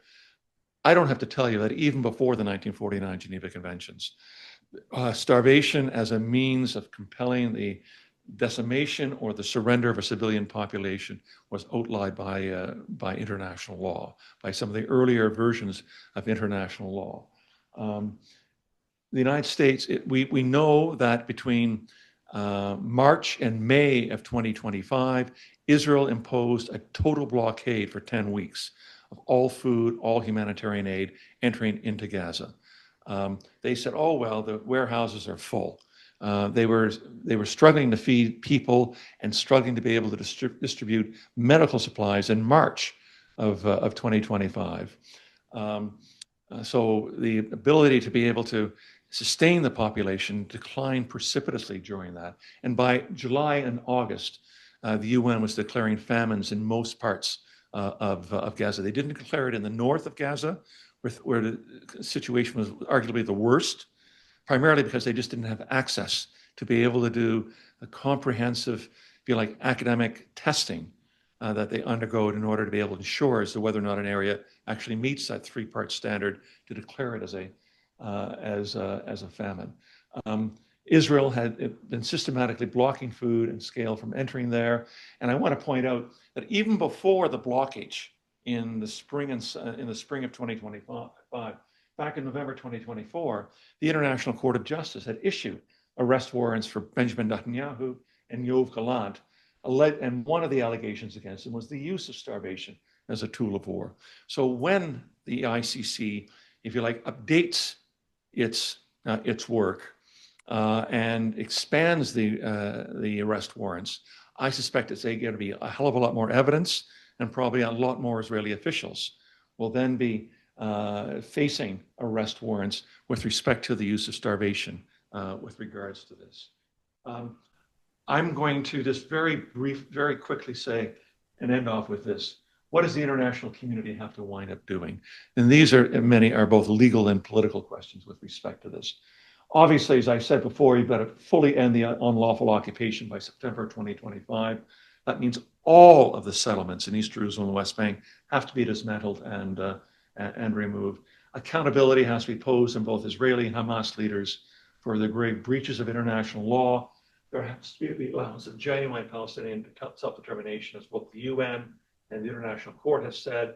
There has to be, and this is really important, the respect, support, and defense of the work of the International Criminal Court and the International Court of Justice, particularly since the sanctions have been put on to 8 of the judges and 3 of the prosecutors for doing their work at the International Criminal Court by the Trump administration, overturn UNRWA's ban on UNRWA, which is illegal, dismantle Israeli military courts, and a permanent ceasefire in Gaza, and ensure that the rehabilitation of Gaza is decided by Palestinians. There's more, I'm afraid, but I'm afraid that time has come, and thank you very much.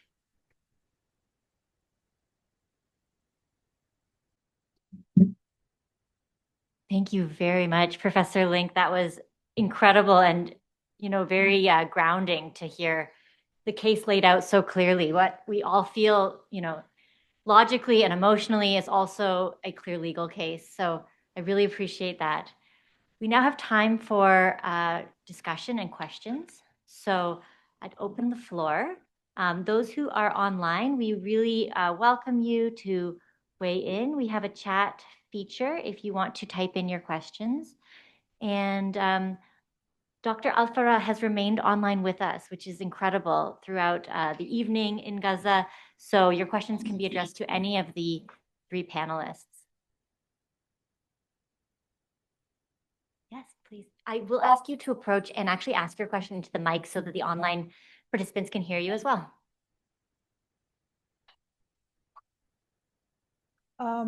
First, I want to thank Dr. Ola.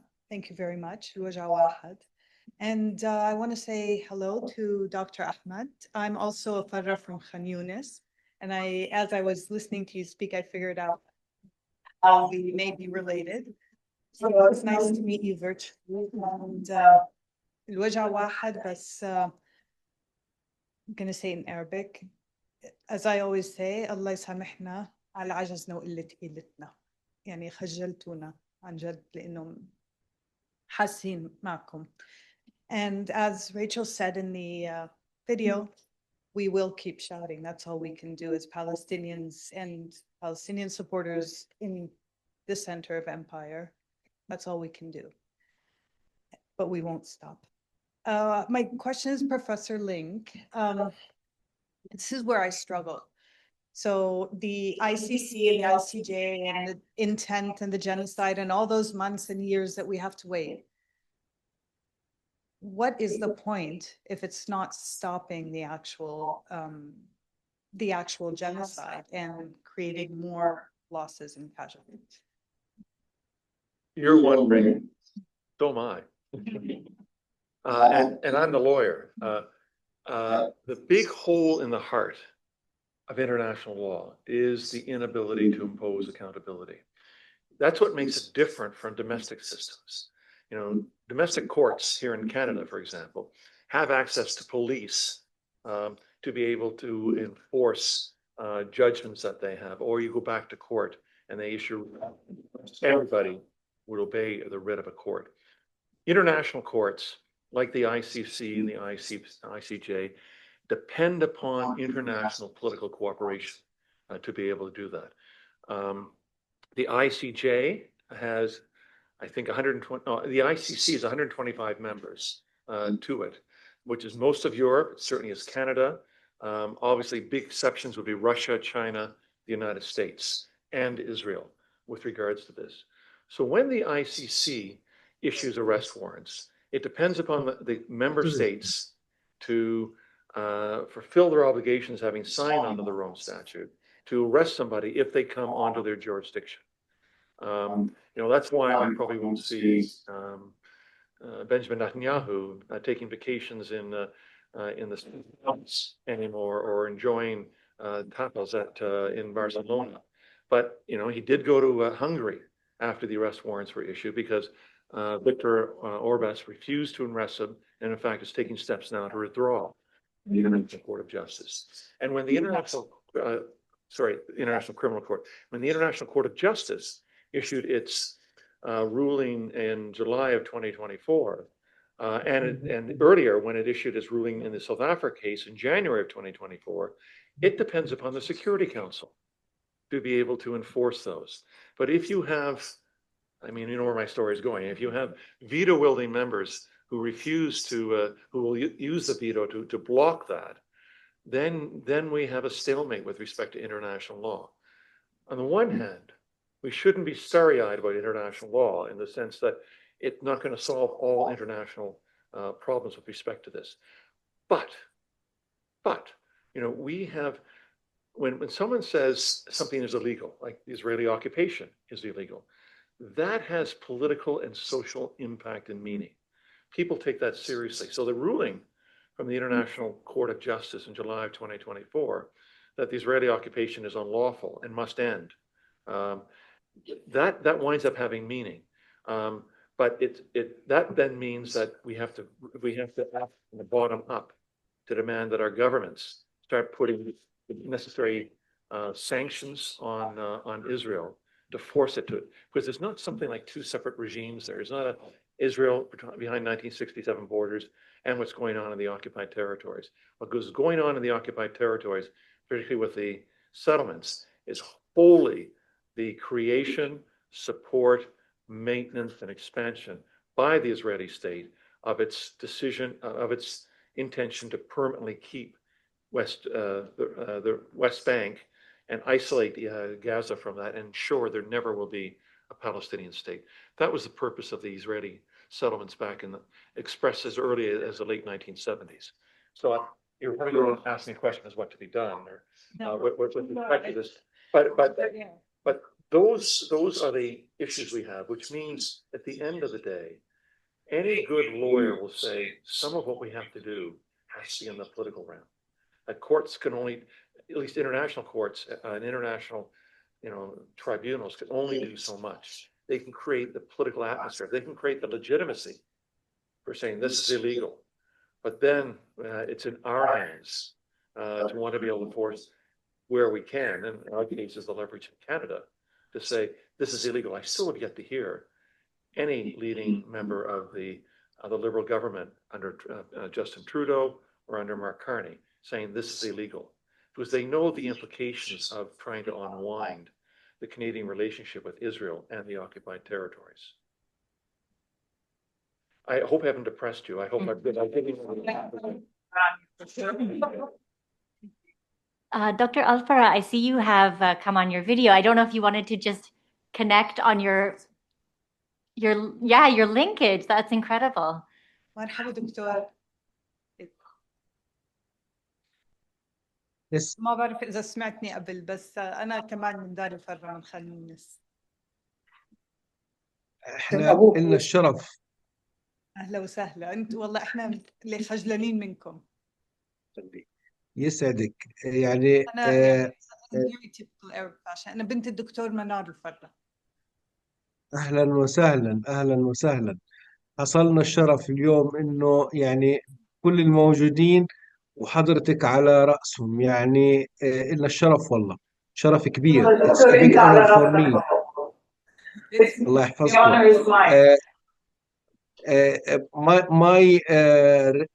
My colleague, my friends, my relative is from Al Farra family, and I'm very proud that she's from Al Farra family, and she's told me that they have nothing to do, just to pray. And no, you are everything. You are doing everything. This webinar, this meeting, this Zoom, this support is supporting us. You are giving us the energy. We have to remember that we are the stones of this valley. We are the stone of this valley, and the others, the settlement, the Zionists, they are just like a foam that it's a flowed above the stone, but the stone will stay and the stone will remain in that valley, and it may be rotated, it may be moved, but it will stay in that valley. And we are here rooted in the Palestinian land, and we will not leave this land, and we will not change our mind that this land belongs to us. I want to tell you that my grandmother, Al-Hajja Khadija, were in Yafa, and her home is still in Yafa up till now. And she told me, before she passed away, that her home is still up till now. And my mother visited her home at Yafa, and she told me that she saw her home and she couldn't knock the door because she know that there is strangers who occupied that home. I want to tell that my grandmother was used to treat the cases of insect of the hair, lices. I mean lices. All the girls, all the settlement girls who came from Poland, who came from France, who came from Germany, all of them, they were infected lices in their hair. And my grandmother, she was sympathetic with them. She was kind with them. She treated them from that license. She used to use something like kerosene, something primary drugs to treat them. And they recovered and they become healthy. But unfortunately, at last they took and she came to Gaza Strip. Inshallah, inshallah, inshallah, we will come back to our land in Jaffa,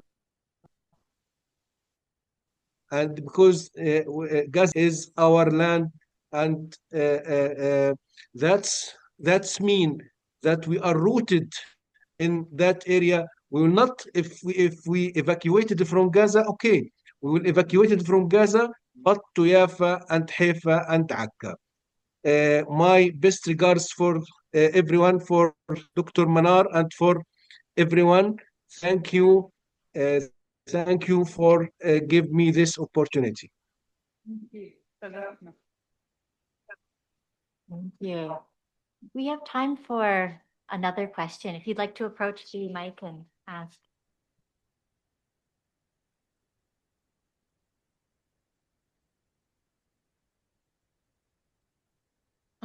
Hi. So I wrote my question because like my yeah. So my question is for Professor Blank. Why do we have to put ourselves in a defensive position, especially disputing Israel's claim? Like for Shifa Hospital, when they claim there is like Hamas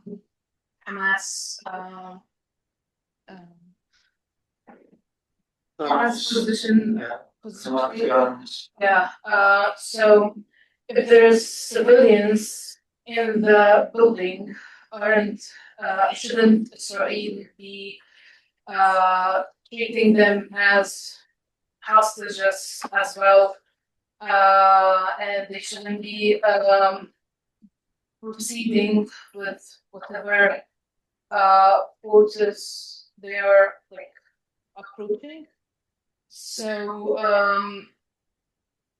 for the very first assault on the Shifa, when was late of October 2023, they started with the backyard of the Shifa hospital, and I can't remember whether it was the south or the west wing of the buildings there.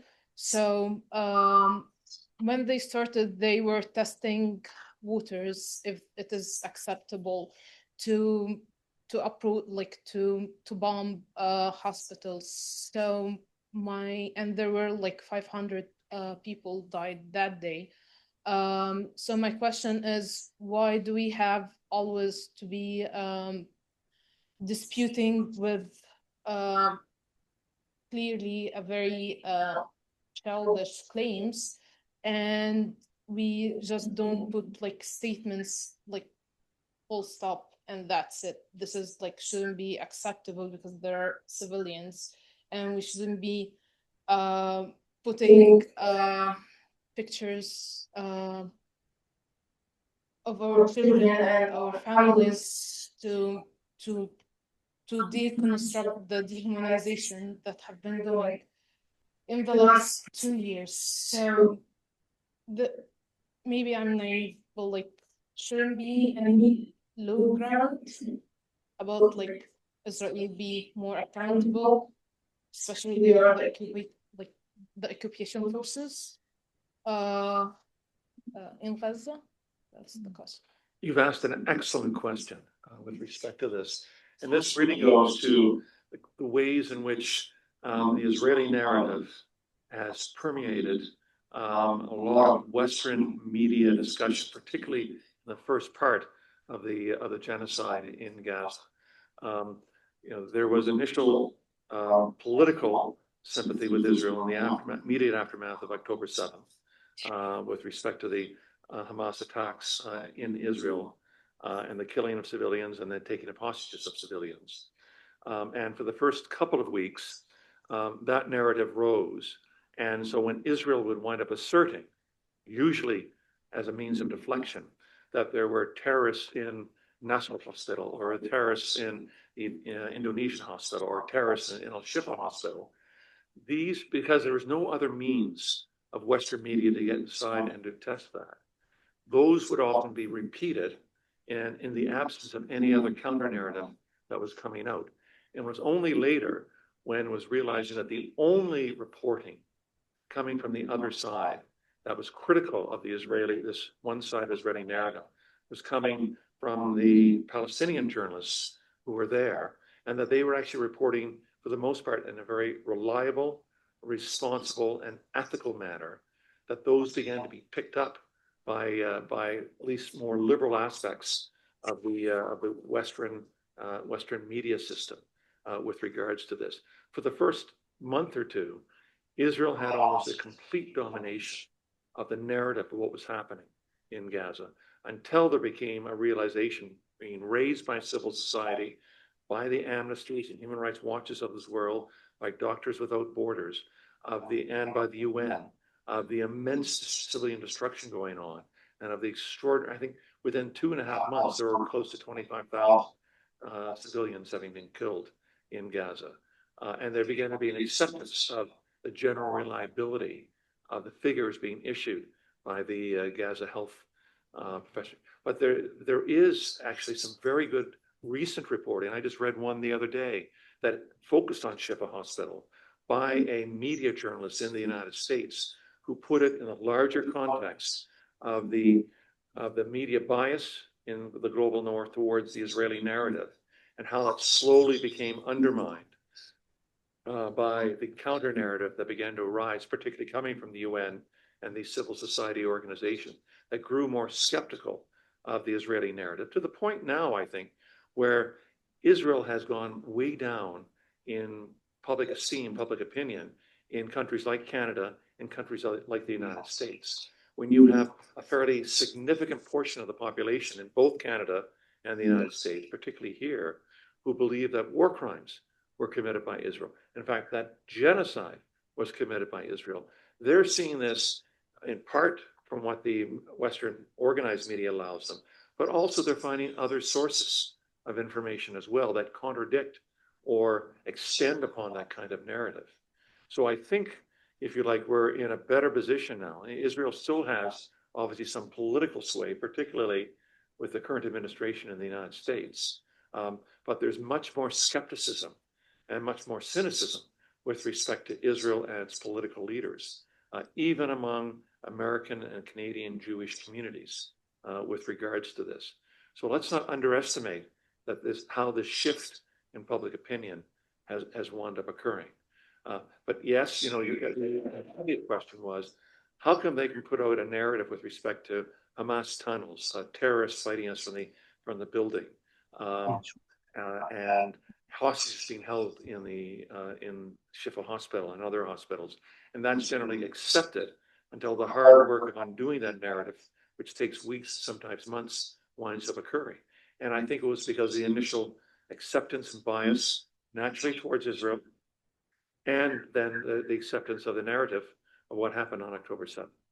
But I think a lot of that has changed over the course of the last 2.5 years. So my follow-up question is, what if the claim was right and there was like a seemingly terrorists in the building? Shouldn't be all this immense violence shouldn't be taking place in the first place? Mhm. Because like Israel should be responsible and the people or civilians on the ground as well. Is it like, has any legal ground, has any different approach? We always like try to say, oh, there wasn't, and wasn't the case. But like, what if that was the case?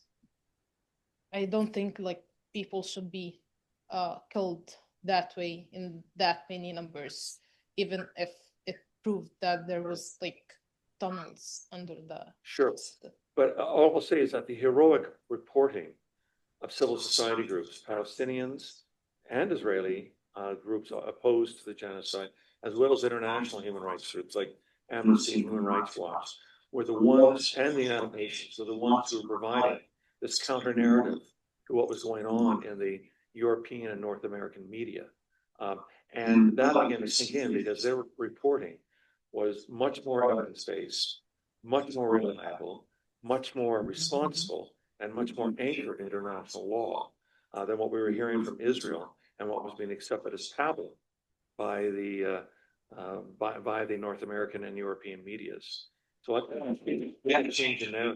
There'd be much more skepticism today of Israel's claims with respect to what's going on, even though we can see that there's a march towards possible war on Iran, led by the United States and Israel, with, again, not much skepticism being shown in the media. So we still have a ways to go.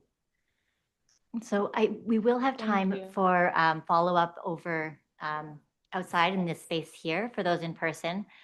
I do have to bring the panel to a close, but I would like to give Dr. Ola and Dr. Alfara a final closing statement as well. If you wanted to reflect on perhaps your final message or a call and a hope for what people here can take forward and do, given what you've shared with us. So Dr. Ola first, and then Dr. Alfara, I'll invite you to provide a closing remark. First of all, thank you everyone here and on the online. Thank you for the organization. And honestly, like, this crowd is giving me hope and giving everyone in Palestine hope. What I want to say is that, as you said, like, as you saw, there are two parts of people conflicting about humanity and where we are in humanity. You can be very pessimistic or optimistic, but we have to be realistic. People in Gaza are still need our voices. Genocide is still going on. People are still intent. No construction material have entered.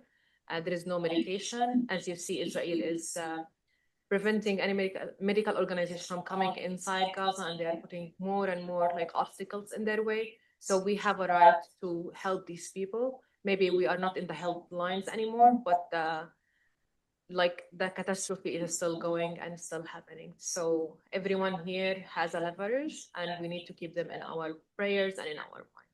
Thank you. Thank you. Dr. Alfara, some final remark. Yes, thank you again. Thank you. Really, everyone who participate in this webinar, I consider him free people of this world, free people of this world, and champions of humanity. You are champions of humanity. Gaza is proud of you. Gaza is proud of every participant in this webinar. Everyone who shared by lecture, by listening, by question, by interpretation, everyone is a champion, and Gaza is proud of your work. You have you done what you can do, and this is, you think that it's little. No, it's not little. It is big enough to support us. It's big enough to encourage us. It is big enough to give us the positive energy. Gaza is proud of you, prays for you, and sees in you the reflection of dignity that cannot be broken. We have to remember, and we have to talk to the world, that we are not ink on paper.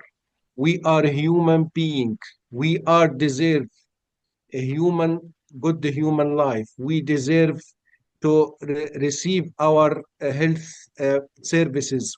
We have to receive our education. We have to receive the good diet with good healthy water, and we have to travel movely and to receive unrestricted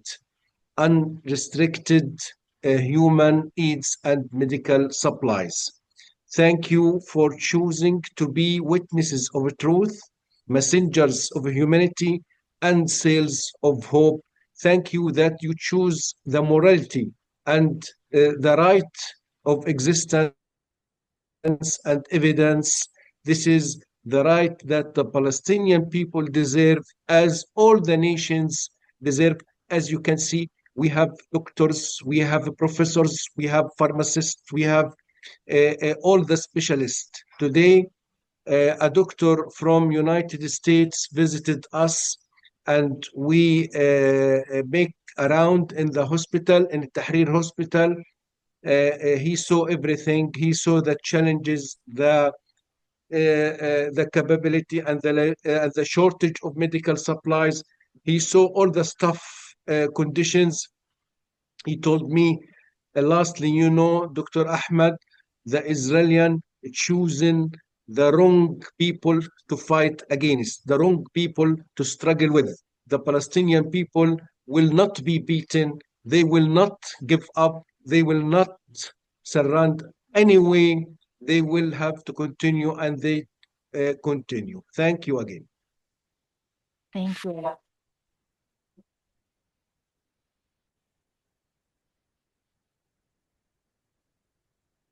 So I'll close with a thank you to the amazing organizers, Teresa Din, Charlotte Bull, Natalie Patterson, and Esha Mahmoud. You are incredible. Thank you for making this happen.